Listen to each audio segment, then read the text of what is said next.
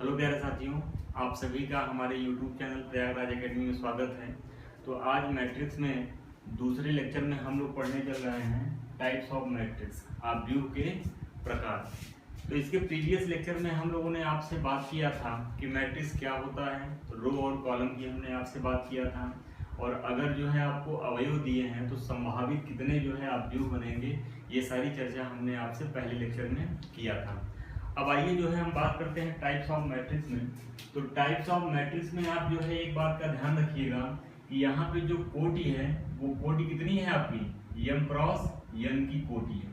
ठीक है, तो m क्रॉस n की कोटि का मतलब क्या हुआ कि जो स्क्वायर बॉक्स के जो है नीचे साइड में लिखा होता है वो आपकी कोटि को प्रदर्शित करता है, यानी उसमें पंक्ति और स्तंभ की संख्या होती है कि कितनी पंक्तियां हैं और कितने स्तंभ हैं।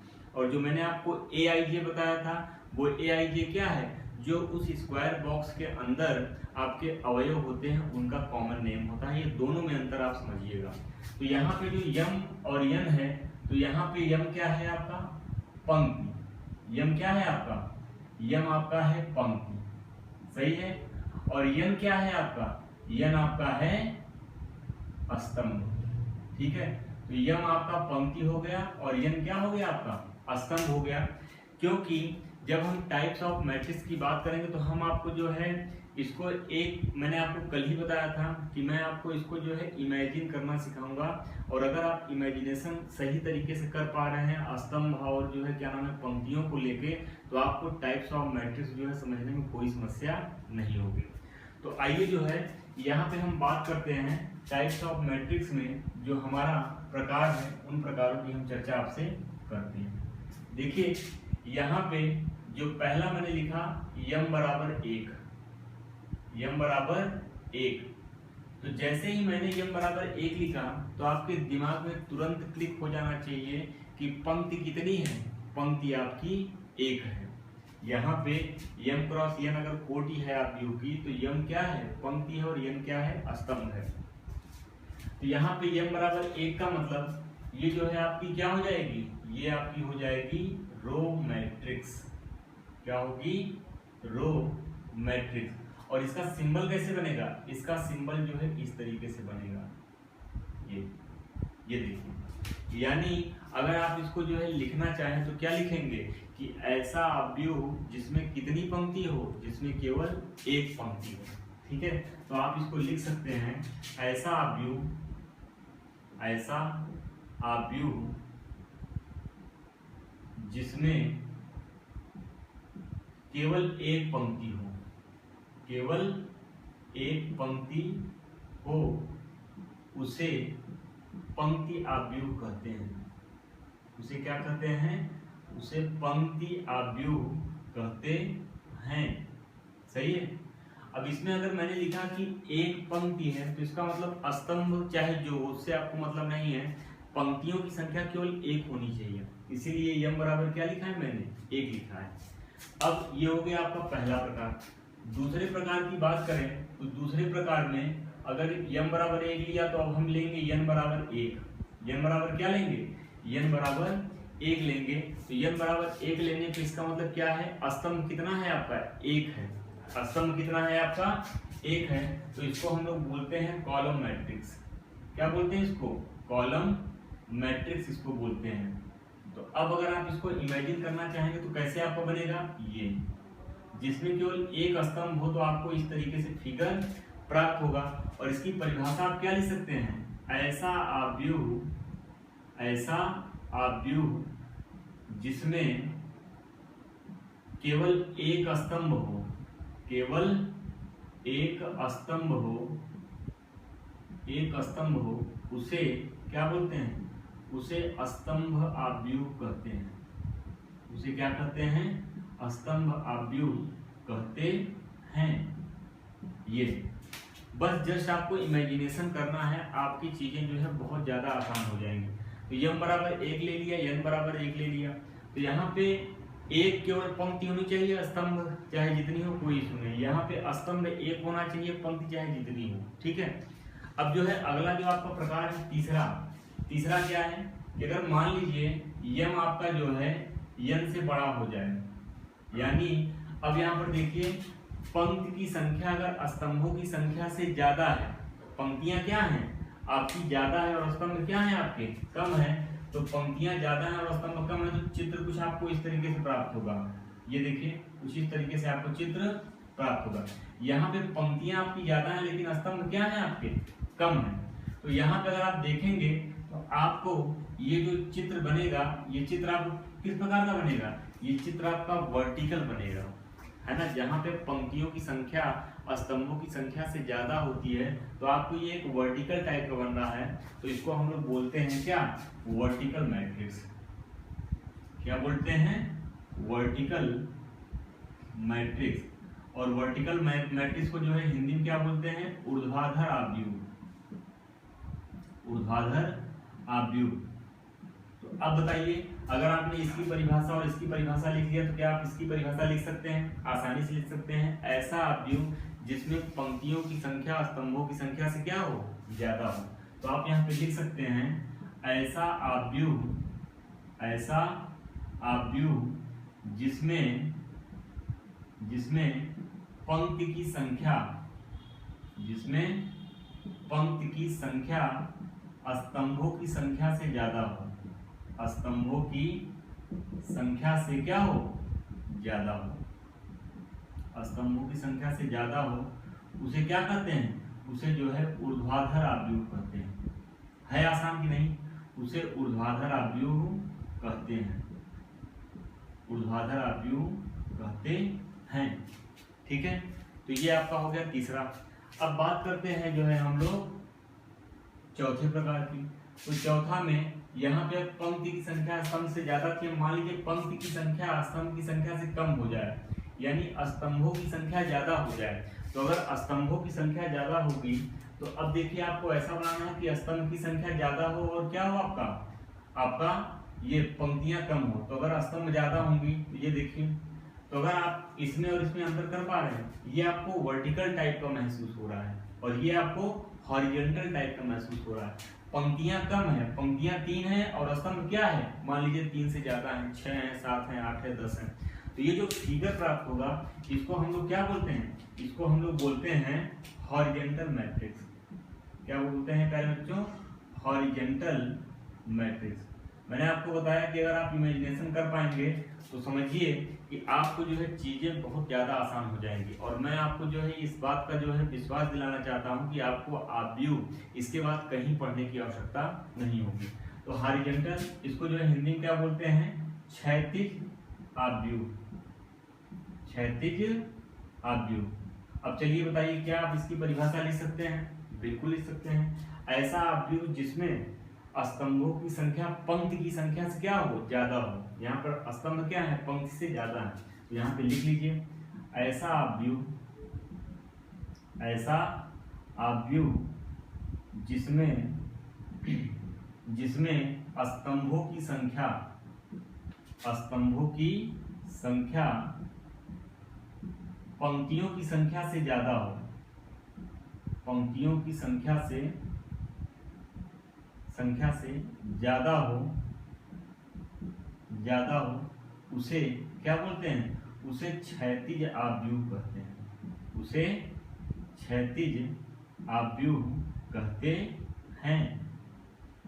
सही है ना। थोड़ा सा आप इमेजिनेशन करिए, थोड़ा सा सोचिए कि अच्छा यार ठीक है, अगर मान लो पंक्ति ज्यादा हो गई, स्तंभ कम हो गए, या स्तंभ कम हो गए, पंक्ति ज्यादा हो गई तो क्या होगी। तो आपको खुद एक आइडिया मिलेगा। इसमें ऐसा नहीं कुछ आपको याद करना है, याद करने जैसा कुछ नहीं, बस केवल कॉन्सेप्ट है, आप कॉन्सेप्ट को सीख लीजिए, आपका काम आसान हो जाएगा। ठीक, और अंतिम है क्या, यम बराबर यन के। तो अगर यम बराबर यन के हो जाएगा, यानी स्तंभ की संख्या पंक्तियों की संख्या के बराबर हो जाएगा, तो इसको हम लोग बोलते हैं क्या, स्क्वायर मैट्रिक्स। तो इसका फिगर क्या है, पंक्ति और स्तंभ बराबर है, तो इस तरीके से आपको ये, ठीक है। इन तीनों में ये सब जितने हैं सब अलग अलग टाइप के बने हैं, है ना। मान लीजिए चित्र में थोड़ा सा ऊपर नीचे हो जाए तो आप उसको मैनेज कर लीजिएगा। इसको क्या बोलते हैं, इसको बोलते हैं स्क्वायर मैट्रिक्स।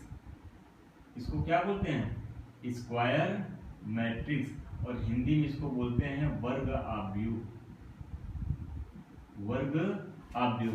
अब बताइए इसकी परिभाषा आप क्या लिखेंगे, ऐसा ऑब्जेक्ट जिसमें पंक्तियों की संख्या स्तंभों की संख्या के बराबर हो। तो लिख लीजिए, ऐसा ऑब्जेक्ट जिसमें पंक्तियों की संख्या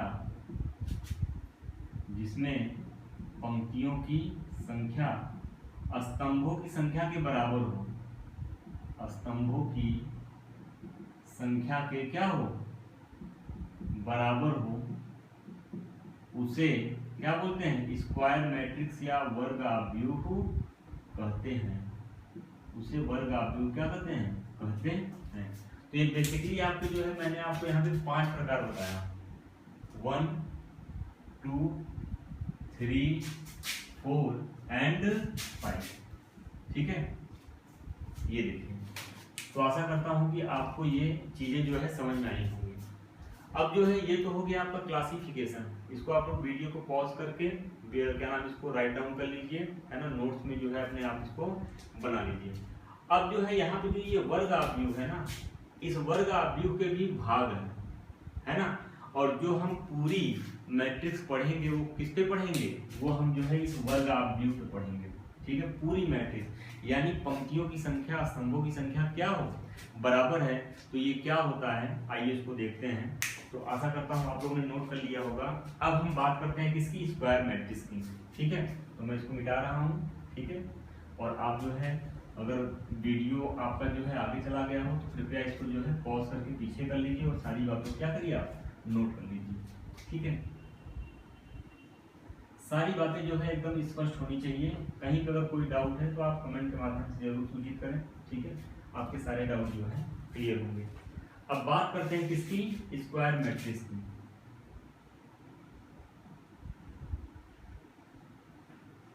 स्क्वायर मैट्रिक्स, तो स्क्वायर मैट्रिक्स यानी m बराबर किसके, m के।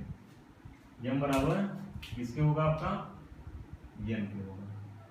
ठीक है, तो अगर हम स्क्वायर मैट्रिक्स की बात करते हैं तो ये मुख्यतः जो है कितने प्रकार का होता है, 2 प्रकार का होता है। स्क्वायर मैट्रिक्स मुख्यतः कितने प्रकार का होता है, 2 प्रकार का होता है। देखिए कौन कौन सा है।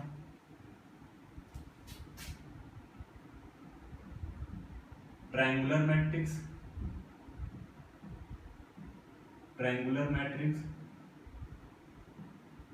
और डायगोनल मैट्रिक्स।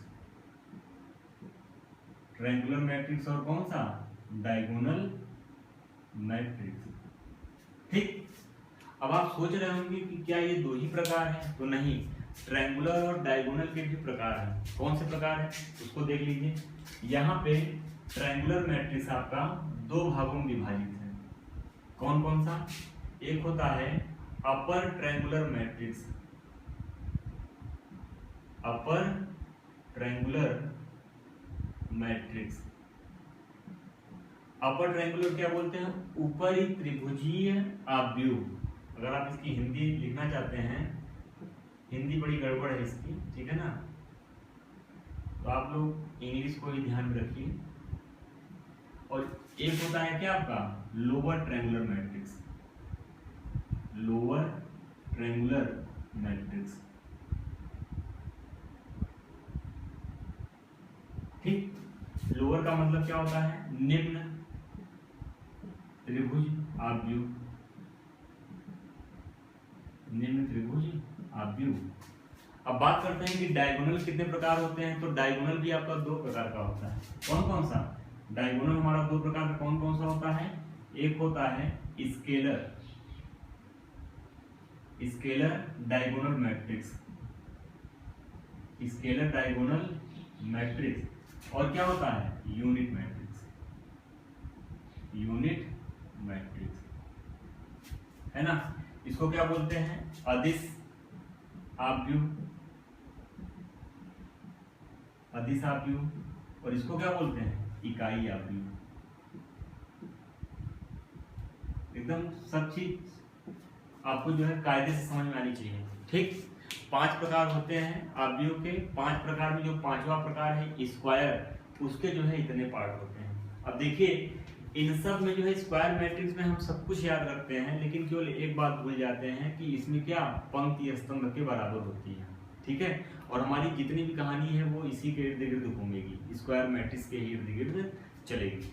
तो आइए जो है यहाँ पर क्रम से सारी चीज़ों को समझ लेते हैं कि ये सारी चीज़ें क्या हैं। तो आप पहले एक काम करिए, इसका जो है बना लीजिए खाका, उसके बाद हम लोग एक एक करके आपसे चर्चा करते हैं कि ये सारी चीज़ें क्या होती हैं।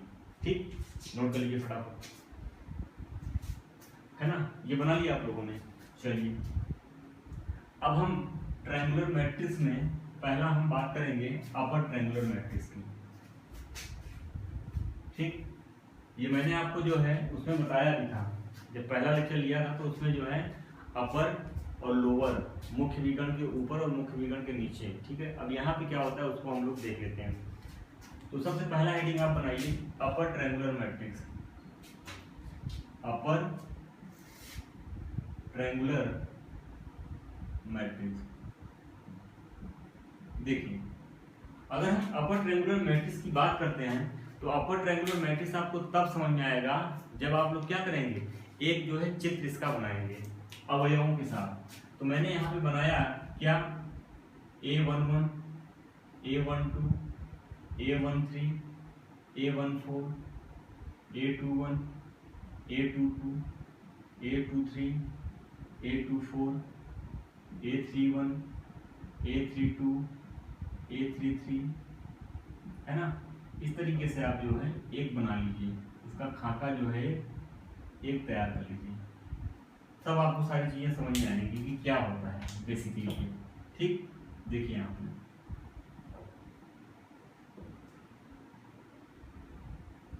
इसको ऐसे मुख्य विकर्ण में इसको कर लीजिए।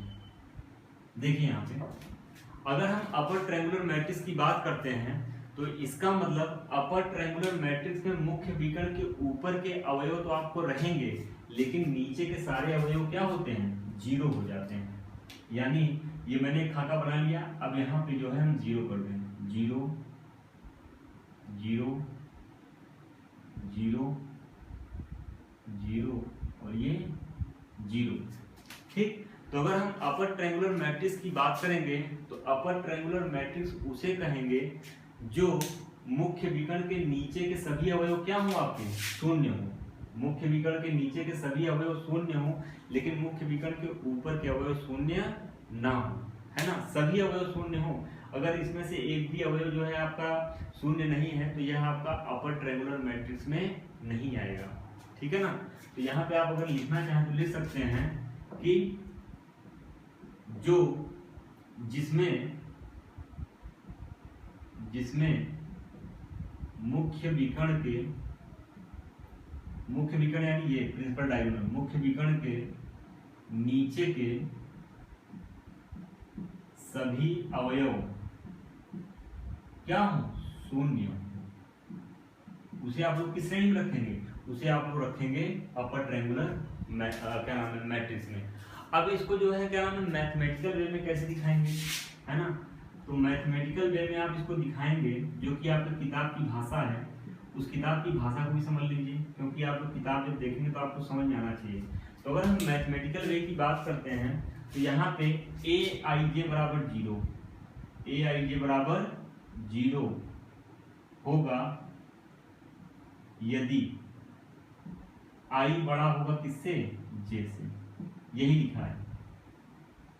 देखिए एक ही आप समझ लीजिए कि यदि आपको केवल aij लिखा है तो ये जो है अवयव को दिखाता है, किसको दिखाता है, अवयव को। और अगर बॉक्स में aij लिखा है तो इसका मतलब ये किसको दिखाता है, ये आव्यूह को दिखाता है। अंतर आप स्पष्ट हो पाया आपको, ये आपको समझ में आना चाहिए कि अगर केवल aij लिखा है तो ये आव्यूह के अवयव को दिखाता है, और अगर aij में बॉक्स लगा है तो वो किसको दिखाता है, मैट्रिक्स को दिखाता है। यहाँ पर देखिए aij यानी अवयव जीरो है, कहाँ के, मुख्य विकर्ण के नीचे के। अब आप पहली क्लास याद करिए, यहाँ पे जो है ऊपर मुख्य विकर्ण के ऊपर i जो है j से बड़ा था, सॉरी i जो है j से क्या था, छोटा था। देखिए 1 2, तो i जो है छोटा है किससे, j से। लेकिन मुख्य विकर्ण के नीचे आप जैसे ही आते हैं आपने देखा कि अगर ये जो है आपका A21 है, यहाँ पे मैंने A21 लिखा था ना यहाँ पे, तो A21 है तो i का मान किससे बड़ा है, j से बड़ा है। तो यानी मुख्य विकर्ण के नीचे के सभी अवयवों को आपको जीरो दिखाना है, तो आप क्या लिखेंगे, ए आई जे जीरो, यानी अवयव जीरो है। कहाँ के जीरो हैं, मुख्य विकर्ण के नीचे, जहां पे आई का मान जे से क्या है, बड़ा है। ये है तरीका इसको दिखाने का। अब आप कहोगे कि सर ये मुख्य विकर्ण में क्या आप कहेंगे, तो मुख्य विकर्ण में देखिए आई बराबर जे, आई बराबर जे है, तो आई जे से बड़ा कहाँ है, मुख्य विकर्ण के नीचे, ना मुख्य विकर्ण है ना उसके ऊपर के अवयव आई से, आई जो है आपका जे से बड़ा है, केवल नीचे के अवयव क्या नाम है आपके जीरो होंगे। तो ये तरीका इसका है। तो आपको आशा करता हूँ कि अपर ट्रायंगुलर मैट्रिक्स जो है समझ में आया होगा। अब बात करते हैं लोअर ट्रायंगुलर मैट्रिक्स की। तो अगला हेडिंग आप डाल लीजिए लोअर ट्रायंगुलर मैट्रिक्स। तो अगर अपर में नीचे के अवयव जीरो थे तो लोअर में कहाँ के जीरो होंगे, ऊपर के। तो एक बार मैं फिर से इसको चित्र बना लेता हूँ, है ना। चलिए, तो अगला है हमारा लोअर ट्रायंगुलर मैट्रिक्स, ठीक है। तो हेडिंग डाल लीजिए लोअर ट्रायंगुलर मैट्रिक्स। तो अभी मैंने आपको बताया कि अपर ट्रायंगुलर मैट्रिक्स में क्या होता है कि मुख्य विकर्ण के नीचे के अवयव सब क्या होते हैं, शून्य होते हैं। तो लोअर में क्या होगा, लोअर में जो है नीचे के अवयव शून्य नहीं होंगे, कहाँ के होंगे, ऊपर के होंगे। तो आइए इसको जो है जिस तरीके से हमने बनाया था उसी तरीके से इसका भी बना के देख लेते हैं। A11, A12, A13, सही है। इसका आप जो है अभ्यास कर लीजिएगा अच्छे से। A24, A31, A32, A33, A34, A41, ठीक है, 43 एंड 44, सही है। अब देखिए यहाँ पे आप पहले जो है मुख्य विकर्ण को जो है स्क्वायर बॉक्स के अंदर जो है रेक्टेंगुलर बॉक्स के अंदर क्या करेंगे, बंद कर लीजिए। अब देखिए लोअर की बात करेंगे तो लोअर में क्या होगा आपका, मुख्य विकर्ण के नीचे के तो अवयव होंगे लेकिन ऊपर के अवयव क्या होंगे, शून्य होंगे। तो यहाँ पे ये आपका शून्य हो गया, ये शून्य हो गया, ये शून्य हो गया, यहाँ भी जो है आपका क्या होगा, ये शून्य और ये आपका शून्य हो जाएगा, ठीक है। तो अगर अब मैं आपसे कहूँ कि लोअर ट्रायंगुलर मैट्रिक्स क्या होता है, तो आप कहिए कि लोअर ट्रायंगुलर मैट्रिक्स में क्या होते हैं, मुख्य विकर्ण के ऊपर के सभी अवयव क्या होते हैं, जीरो होते हैं, जिसमें मुख्य विकर्ण के ऊपर के सभी अवयव क्या हों, शून्य हों, सभी अवयव क्या हों आपके, शून्य हों, ठीक है। अब देखिए यहाँ पे अगर आप इसका मैथमेटिकल रिप्रेजेंटेशन करेंगे तो मैथमेटिकल वे में आप इसको क्या दिखाएंगे, तो जिस तरीके से हमने अपर में दिखाया था उसी तरीके से हम कहाँ दिखाएंगे, लोअर में दिखाएंगे। क्या कि जब ए आई जे आपका जीरो होगा।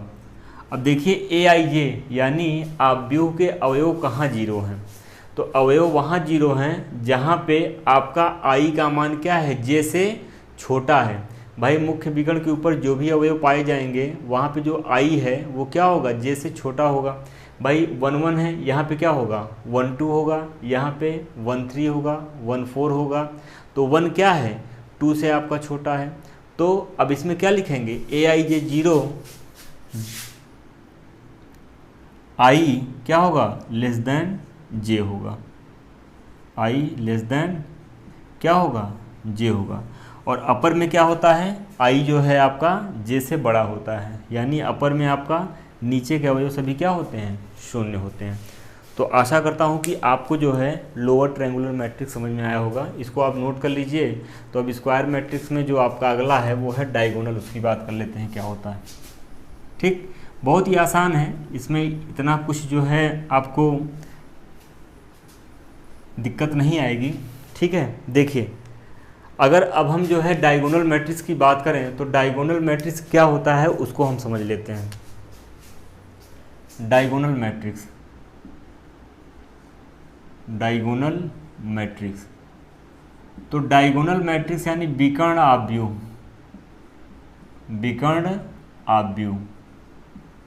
तो विकर्ण आव्यूह आपका क्या होता है बेसिकली, जिसमें मुख्य विकर्ण के अवयव शून्य ना हो, बल्कि मुख्य विकर्ण के नीचे जो लोअर ट्रायंगुलर मैट्रिक्स है और जो अपर ट्रायंगुलर मैट्रिक्स है उसके सभी अवयव क्या हैं आपके शून्य होते हैं, वो आपका डायगोनल होता है। यानी अगर हम कहें तो यहाँ पे क्या लिख सकते हैं, Aij इक्वल टू 0 जब I does not equal to j हो।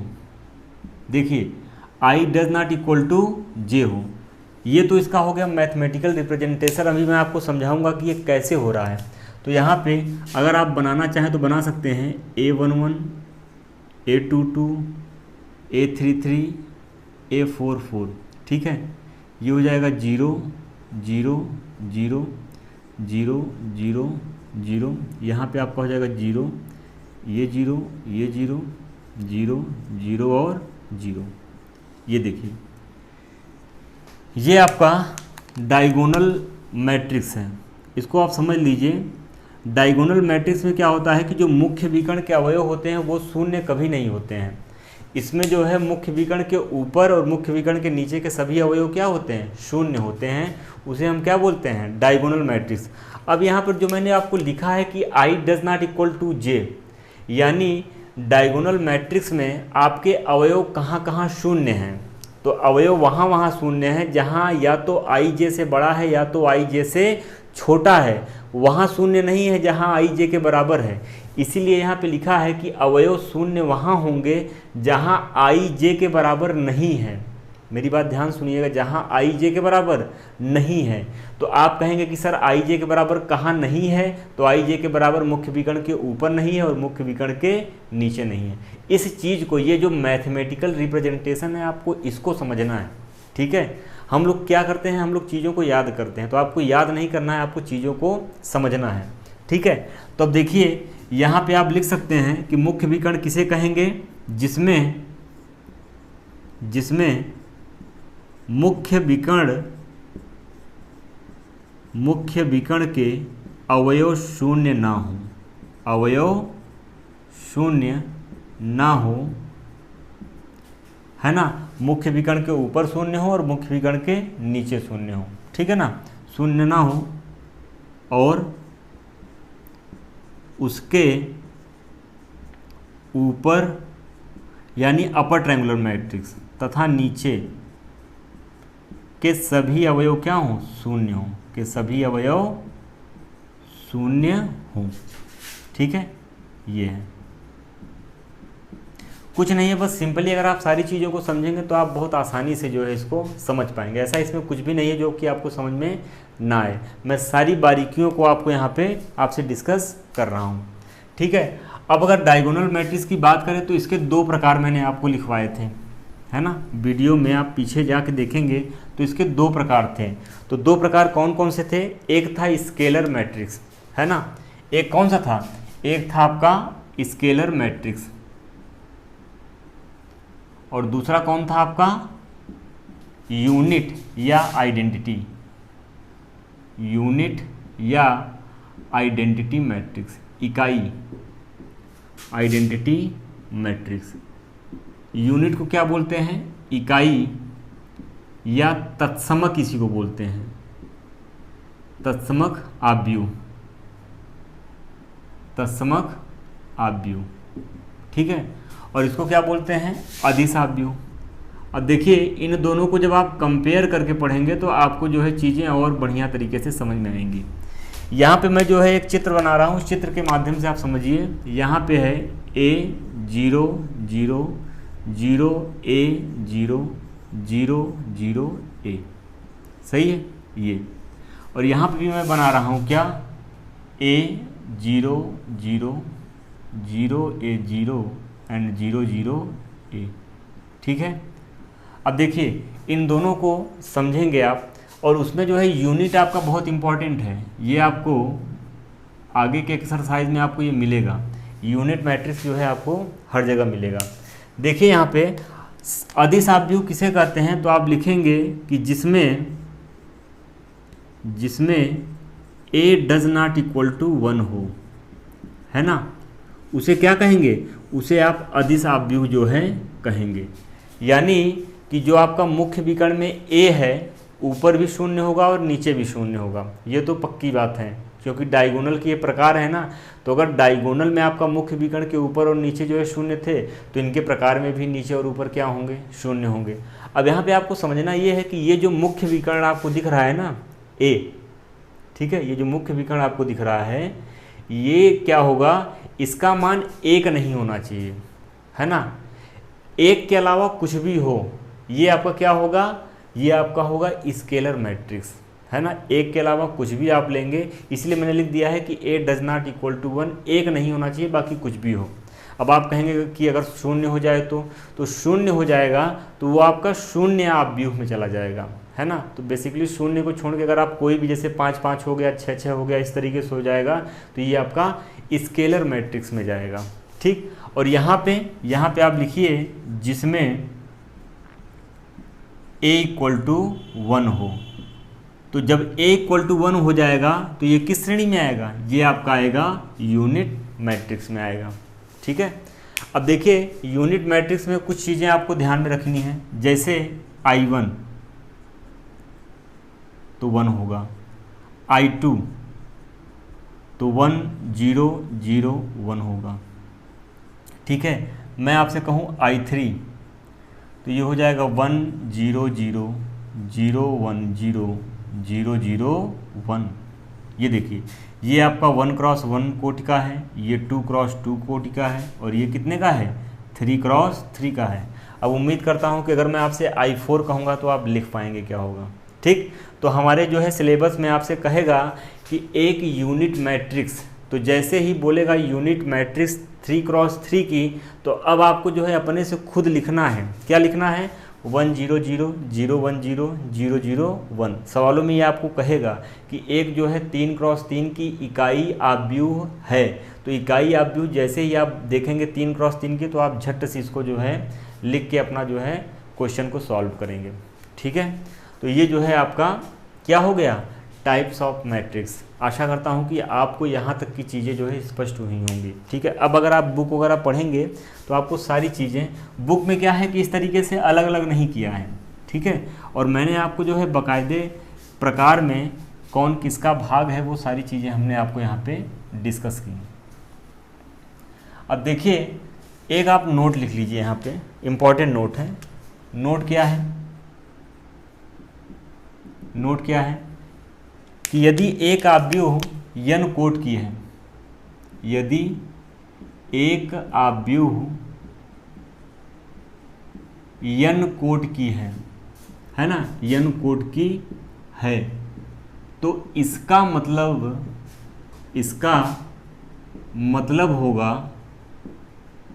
मतलब होगा कि यह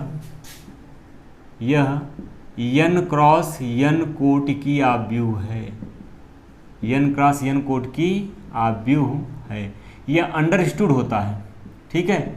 अगर आपसे केवल कह दिया जाए कि एक आव्यूह n कोट की है, तो n कोटि का मतलब क्या होगा कि अब इसमें अंडरस्टूड है कि ये n क्रॉस n ही होगा आपका, ठीक है। फॉर एन एग्जाम्पल, अगर मैं एग्जाम्पल के तौर पे आपसे कहूँ कि एक आव्यूह की कोटि, एक आव्यूह 3 कोट की है, कितने कोट की है, 3 कोट की है, तो इसका मतलब यह होगा, इसका मतलब यह होगा कि यह 3 क्रॉस 3 कोट की आव्यूह है, कोट की आव्यूह है। समझ पाए मेरी बात। तो आपसे सवालों में ये कहेगा कि एक आव्यूह 2 कोट की है, तो 2 कोट का मतलब 2 क्रॉस 2, 3 कोट का मतलब 3 क्रॉस 3, है ना, 4 कोट का मतलब 4 क्रॉस 4। तो आपको उसमें एडिशनल अपने तरफ से जो है उतने ही अंक जो है आपको क्रॉस कर देना है, तो आपका जो है उतने कोट की हो जाएगी। इसमें बिल्कुल कंफ्यूज मत होइएगा, ये सारी मैं वो बातें कर रहा हूँ जो कि आपके पहले एक्सरसाइज से लेके मैट्रिक्स के लास्ट एक्सरसाइज तक जो है प्रयोग में आने वाली हैं, ठीक है। अब जो है पहले एक्सरसाइज के लिए जो है अंतिम काम और कर लेते हैं, ठीक है ना। वो है आपकी आव्यूहों की समानता, इक्वलिटी ऑफ मैट्राइसेस। तो हेडिंग डाल लीजिए equality of matrices, equality of matrices. ठीक है, आव्यूहों की समानता, आव्यूहों की समानता, ठीक है। अब देखिए इक्वलिटी ऑफ मैट्रिक्स क्या होती है, तो यहाँ पे समानता के लिए आपको दो से अधिक वस्तुएं चाहिए होती हैं। भाई एक वस्तु लेके तो आप समानता दिखाएंगे नहीं, हमेशा कंपेयर कहाँ होती है, दो वस्तुओं में होती है। तो इसी तरीके से यहाँ पे आपके पास दो आव्यूह हैं, माना आव्यूह A बराबर AIJ और इसकी जो कोटि है वो m क्रॉस n है, तथा B बराबर यहाँ पे BIJ, इसको मान लीजिए मैंने कहा P क्रॉस Q है, ठीक है। तो माना आव्यूह A बराबर इतना और B बराबर इतना समान होंगे, समान होंगे यदि उनकी कोटि बराबर हो, उनकी कोटि यानी ऑर्डर बराबर हो। इस चीज़ को ध्यान रखिएगा कि दो आव्यूह कब बराबर होंगे, समान होंगे, जब उनकी कोटि बराबर होगी। अब देखिए कोटि कैसे बराबर होगी, तो ये जो यम है इस P के बराबर हो और ये जो यन है ये किसके बराबर हो, इस Q के बराबर हो। समझ पा रहे हैं मैंने क्या बोला, कि ये जो यम है ये किसके बराबर हो, ये आपका इस P के बराबर हो और ये जो यन है इस Q के बराबर हो।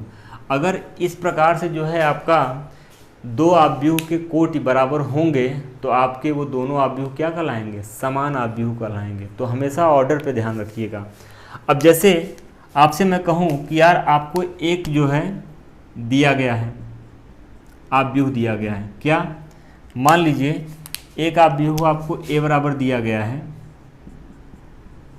1 2 3 4 और एक आपको दिया गया है B बराबर कितना, मान लीजिए A B C D E F G H I ये है।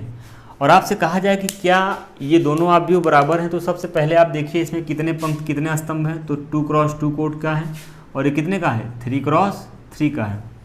तो MN PQ क्या इनकी कोटि बराबर है क्या, तो आपने कहा कि भाई 2 तो 3 के बराबर होता नहीं है और यहाँ भी 2 3 के बराबर नहीं होगा। तो आप कहेंगे कि A does not equal to B। क्यों, क्योंकि इनकी जो है कोटि बराबर नहीं है। तो हमेशा जब दो आव्यूहों के समानता की बात करेंगे तो हम उनकी कोटि को ध्यान में रखेंगे। अब अगर दो आव्यूह बराबर हो गए तो इसमें और भी कुछ बातें हैं, उन बातों को देख लेते हैं। तो आप लोग वीडियो को पॉज करके नोट कर लीजिए, ठीक है। अब देखिए आव्यूहों की समानता तो आपने देख लिया कि हम आव्यूहों की समानता कैसे देखेंगे, जब उनकी कोटि को बराबर कर पाएंगे, ठीक है। तो यहाँ देखिए अब यदि दो आव्यूह समान हैं, यदि दो आव्यूह समान हैं, नोट में लिख लीजिएगा इसको, यदि दो आव्यूह समान हैं तो उनके संगत अवयव बराबर होंगे, उनके संगत अवयव करेस्पॉन्डेंस एलिमेंट, उनके संगत अवयव क्या होंगे, बराबर होंगे, संगत, ठीक है ना। संगत का मतलब क्या है उसको आप एक एग्जांपल समझ लीजिए।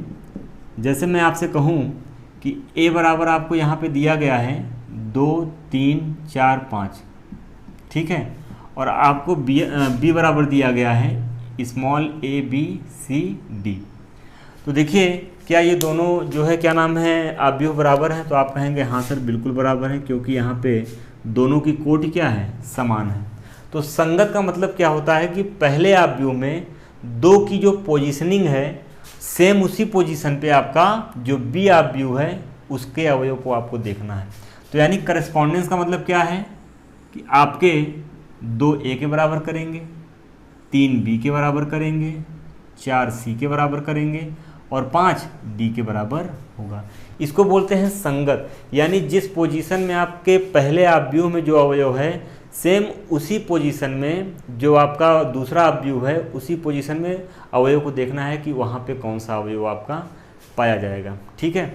और ऐसा नहीं है कि ये 2 क्रॉस 2 है और 3 क्रॉस 3 है और आप करना शुरू कर देंगे, है ना। पहले कोटि देखेंगे फिर संगत अवयवों को बराबर करेंगे। इसी तरीके से क्वेश्चन आपके पहले एक्सरसाइज में जो है इसमें दिया गया है।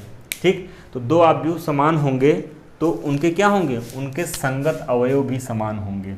ये इंपॉर्टेंट नोट है, इसको लिख लीजिएगा, इसी से आपके सवाल भी काफ़ी जो है सॉल्व होने वाले हैं। क्लियर?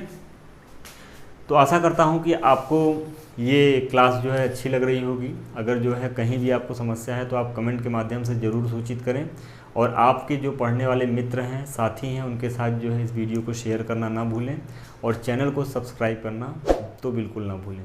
तो मिलते हैं इसके आगे जो है एक्सरसाइज को लेकर, है ना। तब तक आप लोग अपना ख्याल रखिए। बहुत बहुत धन्यवाद। Thank you so much.